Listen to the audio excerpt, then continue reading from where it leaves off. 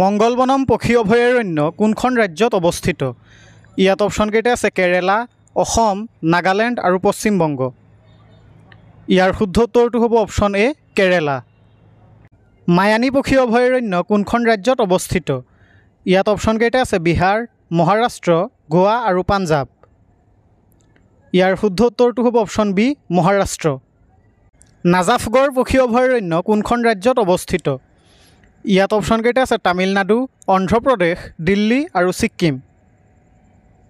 ইয়াৰ শুদ্ধ উত্তৰটো হ'ব অপশ্যন চি দিল্লী। নালাপট্টু পক্ষী অভয়াৰণ্য কোনখন ৰাজ্যত অৱস্থিত? ইয়াত অপশ্যনকেইটা আছে হিমাচল প্ৰদেশ, উত্তৰাখণ্ড, মেঘালয় আৰু অন্ধ্ৰপ্ৰদেশ। ইয়াৰ শুদ্ধ উত্তৰটো হ'ব অপশ্যন ডি অন্ধ্ৰপ্ৰদেশ।